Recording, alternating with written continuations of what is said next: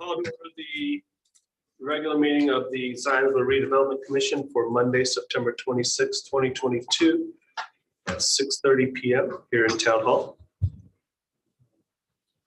like to recognize those that are in attendance from the RDC. We have Mike Berg, Kent Ezra, Kate Swanson. And online, I believe we have Colleen Hiddle and Jacqueline Spillane. Is that correct?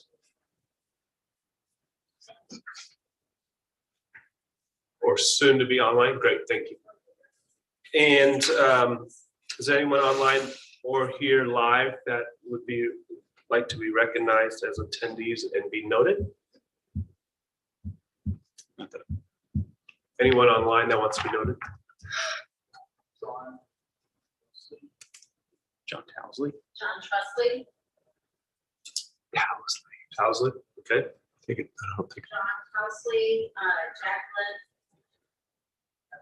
So we would want to forward Jacqueline to our meeting, if you could, please, as you have for Colleen.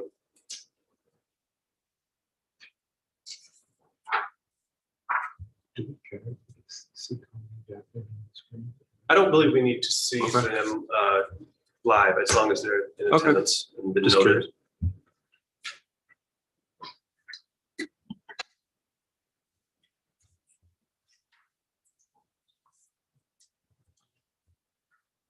So it looks like Jacqueline and Colleen are both there. Great. Okay, anyone besides John Towsley online that would like to be noted? Sally Zelonis. Sally's on there too. Okay, great. Thank you. All right, Owen, if you could provide a report for the TIF area. Okay, so I'll try and keep this brief. It's a lot of yellow. So we're going to start with the 106th Street TIF. Our Place Coffee just got their certificate of occupancy that got issued on 9/15. So they are up and running. Nicholson Orthodontics, they had an amendment that was issued on 8/26. The 100 Hair Salon, their final inspection was scheduled on 9/20. Owen, if I might, where is 620 South Main? Is that correct? It's the 100 Hair Shop you just mentioned. Don't know. I can look into it. Because I am at 160 South Main. So if it's, we just didn't know where it was. I pulled this from the permit database, so I don't. Okay, all right, no big deal. Next one. Just curious. Next one is I'm sorry? It's by the Canoe Outfit. Okay, that makes sense. Sorry. Next one is Equiteam LLC at 65 South First Street. They got a certificate of occupancy on 9/15. AES Restaurant Corporation over on Mayflower Parkway. They got their final. They passed that, and they've got a temporary certificate of occupancy that was issued. Jake Watson over on Deandra Drive. Commercial remodel was issued late last month. Clarencedale Kennedy, commercial remodel that was issued late last month. I was at 45 South Main Street. Moving on to Creekside, RLL Racing headquarters. They passed their above ceiling on 9/15. I want to say that this is the second or third above ceiling they've had, but they are moving right along.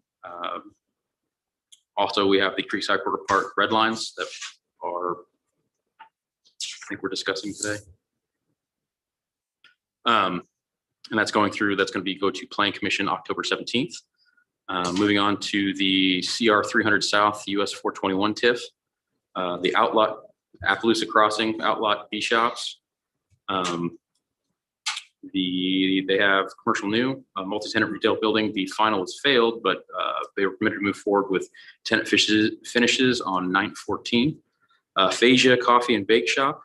Their final is now scheduled at the end of this month at 9/29. Verde Restaurant, their above ceiling was passed, and their amendment was also passed on 9/23. Haven Dental at CR 300 South US 421 TIF, their above ceiling was passed. Classic Cleaners, their above ceiling was passed. Harris FLP, that's the overall developer of Appaloosa Crossing. They are going to BZA October 5th for 2 development standards variances, 1 for increased number of signs. I'm sorry, just 1 increased number of signs for the Appaloosa Crossing. Moving on to CR 700 TIF, Hy-Vee. They are going towards the next BZA 10/5, 2022. They are requesting 2 use variances, 1 to provide for outdoor storage and sales, as well as reduced loading berth requirements. And next up is Holiday Farms TIF. As you can tell, there is a lot of pools that are being put in. Specifically the interior, the social pool, the kiddie pool, and the active pool. Moving on to Northwest Tech Park TIF, 2 Burn Boot Camp. They had their certificate of occupancy issued 9/9. Smith and Nephew Orthopedics, they had a commercial remodel that was issued on 9/22. And Kirby Realty Group, they are looking for a commercial demo on lots 1 and 2. And last but not least, bringing up the rear of the pack is Michigan Road TIF, DCATS. The 11818 Moore Street, their petition for use variance. They went before BZA on 9/7 and were approved as presented for a veterinary clinic and hospital in the urban neighborhood business district B1. And that's a lot just north of the farm. Great. Thank you, Owen, for that update. Any questions for Owen here live or online? Nope. Great, good job, thank you. Old business, we have 3 sets of meeting minutes that we need to take individually for approval, correct? You could batch approve them as well. Okay. So we have the special meeting from August 5th, 2022, executive session from August 25th, 2022, and then our regular meeting for August 22nd, 2022. I move that we approve all 3 of the minutes on under old business option A. We have a motion? I'll second. Motion and a second. Any discussion? Owen, if you could, since we have 2 members online, we'll need to do a roll call for this. Okay. Colleen Hiddle, Yes, thank you. Kate Swanson, Yes. Kent Ezra, Yes. Ms. Spillane, Yes. and Mr. Patel. Yes, motion carries 5-0. Thank you all. Next up in your package, you have a request for assistance that's been presented by the CDC for Not As Famous Cookie Company. And the requested assistance amount is for $997 for additional cost for unexpected expenses. And this one specifically is for installation of a grease trap. So if Hi, you could state your name Sure. and give us some background. I'm Erica Carpenter, and I am here tonight representing the Zionsville Community Development Corporation to share our recommendation on the application by Not As Famous Cookie Company for $997 to reimburse the cost and installation of a grease trap at their location, which is at 30 East Poplar Street. It was unanimously approved by the ZCDC on September 16th. Not As Famous Cookie Company opened in the village around 6 weeks ago and is thrilled to be a part of the village business district. They share their desire to continue to be a part of our business community for years to come. And we think this $997 is a great investment in a new, vibrant business. Any questions for Ms. Carpenter in regards to this request? I have one question. How big is the grease pit, the grease trap? Do you know? Oh, I sorry. think It's not a big deal. I think it's included in the information. It's okay. I was just curious.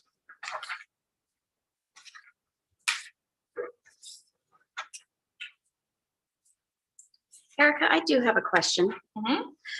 It says, and maybe it's just the way that this form is, but the amount of the request was 10,000. And That was for, I think that was for something that they applied for previously. That Okay. was for their COVID EIDL application that they've previously done, is my understanding. This Oh. was just the $997 was the cost and then what they paid to have it installed. Oh, okay, okay. So that was a separate request. I don't know that it came necessarily through us. They weren't here at that time. Oh, okay. Oh, got it. Great. I move that we we grant the $997 for not as famous cookie company for their new grease trap. I'll second that. A motion and a second. Any discussion? Owen, if you could, a roll call, please. Mr. Ezra, Yes. Mr. Patel, Yes. Ms. Swanson, Yes. Ms. Hiddle, Yes. Ms. Spillane, Yes. Motion carries 5-0. Thank you. Thank you. I just wanted to say also thank you for the opportunity as your representative to serve on the Community Development Corporation. If you have any issues that you'd like to talk to me about, I'd be happy to talk. Awesome. Thank you. Thanks. Thanks, Erica.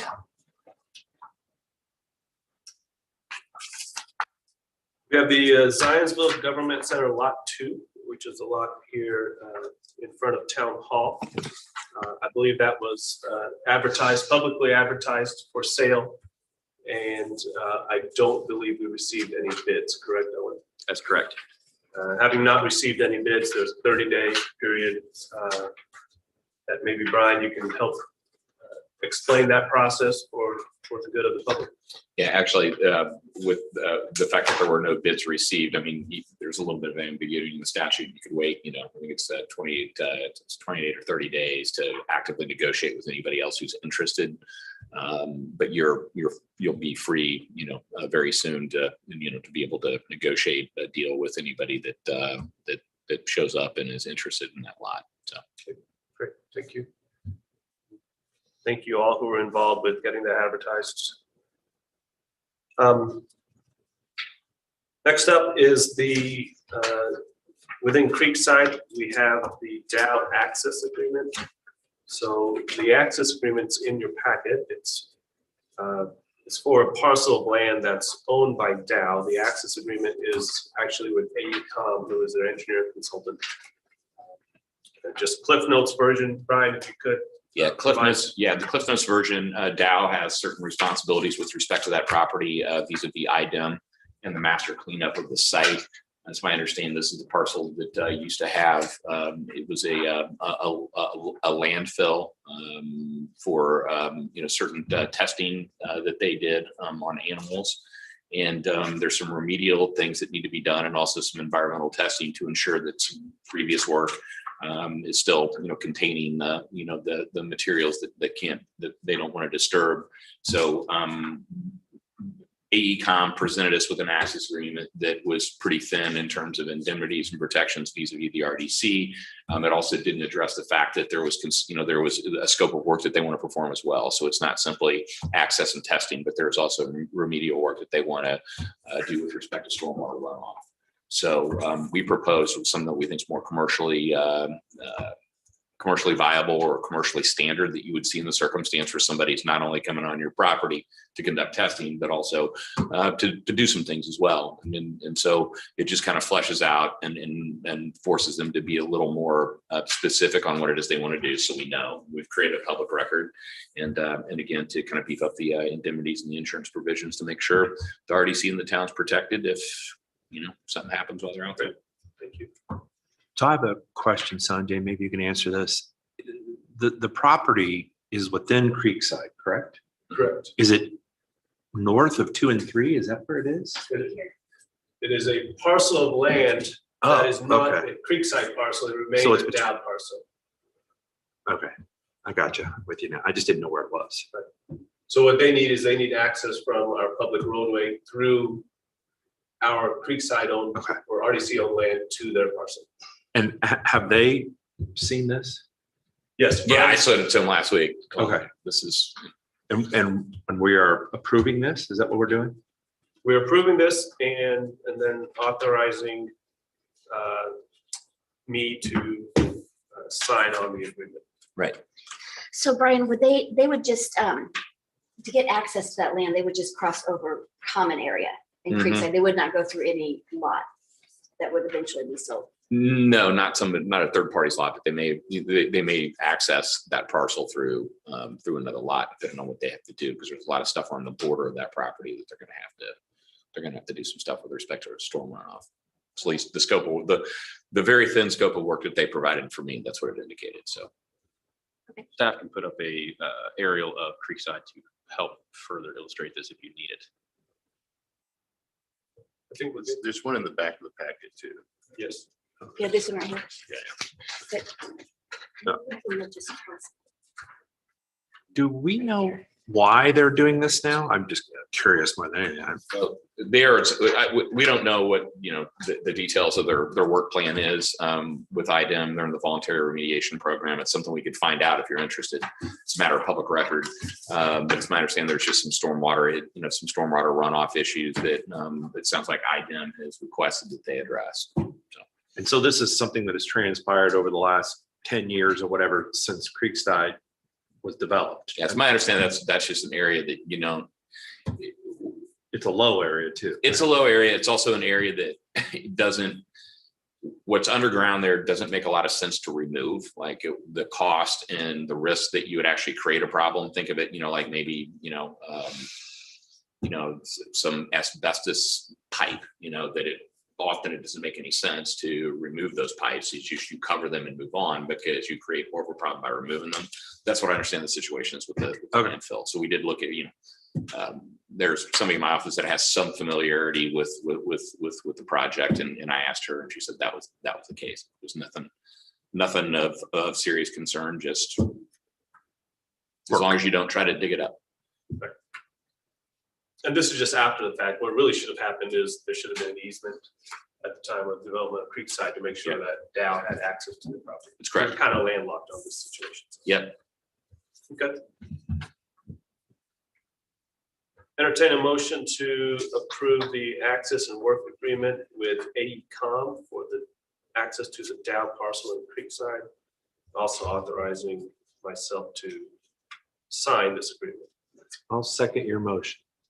I did not motion. I was trying. Yes. You can make the motion. Yeah. Okay. You mean me? Yeah. Yeah. I'll move that we sign this agreement with Dow. And I'll second. A motion and a second. Any discussion? Owen, could you do a roll call, please? Yes, can. Ms. Spillane.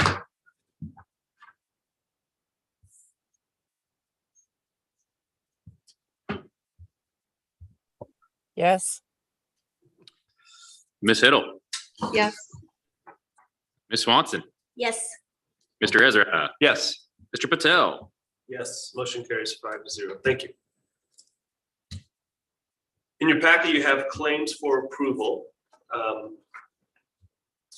If you've had a chance to review them, if you have any questions, Owen can maybe answer them. I could help facilitate-ish. I think one of the discussions we had during last month's meeting was a backlog of invoices from Ice Miller, and Brian has shared with us that the first step that they'd like to do is to invoice for their monthly retainer. Yeah. July, August, and September. July, August, September. And then there are also some professional services that Ice Miller has been providing related to Creekside and other special projects that they will then invoice separately this coming month. Mhm. If Yes. I'm not mistaken. So that covers the three of the $6,000 line items.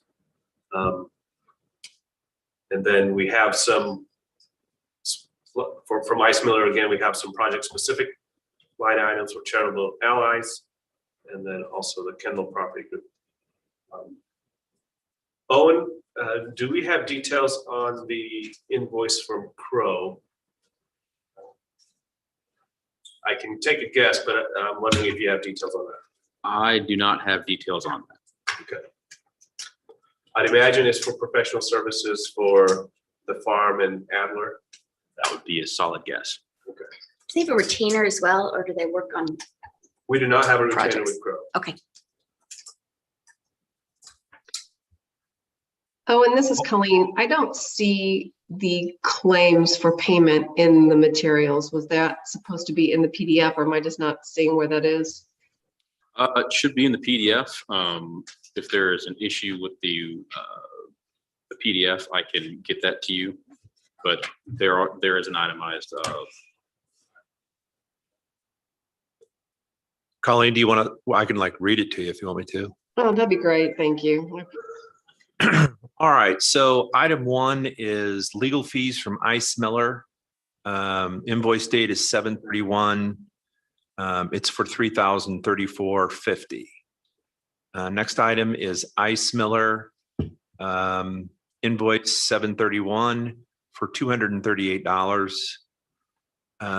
Next item is Crow LLP for $18,545. Then there are 2 invoices. Well, they're dated, and I didn't say the date on Crow. Crow is the invoice is dated 1/26/22. So then there's 2 from Chase Bank. One for 7/11/22 and one for 9/8/22. Those are both $79. Then there are 3 more, all from Ice Miller. They're all dated on the 23rd of September of this year, and they're for $6,000, $6,001, and $6,002. There's a total for all those invoices of $39,978.50. And then we have one more for Delve Design dated August 29th Okay, I didn't. for $276 for the ZGA website hosting. Thank you It was- both. I wasn't sure about that one. Well, I noticed that's a different fund. That's the food and beverage fund compared Yes. to the TIF fund. Do we normally pay for things or approve things in the food and beverage fund? We haven't in the past, Okay. but I wouldn't think that we would have authority to, but I don't know that. and maybe that should not have showed up on this report. Well, it's the ZGA website, so that makes sense. Yes, Uh, falls within our TIF district. Yeah.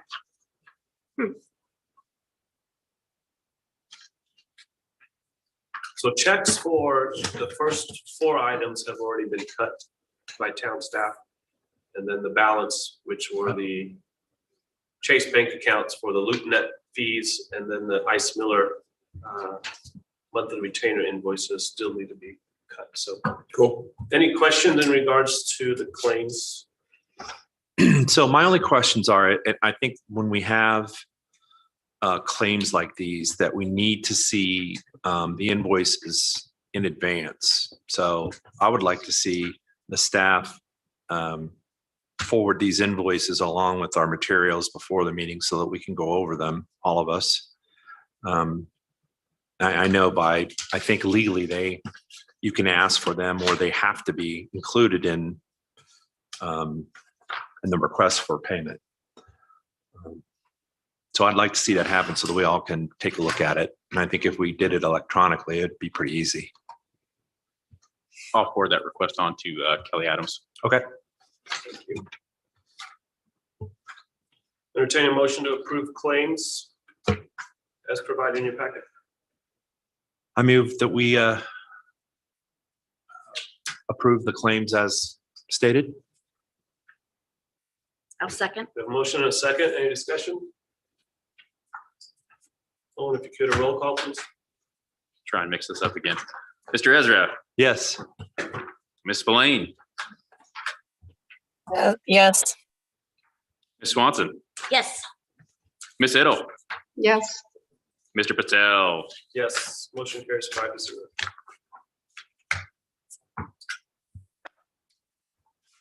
Owen, do we have any other business from the staff's perspective? None at this time. Brian? Corey? Any of the RDC members, any other business?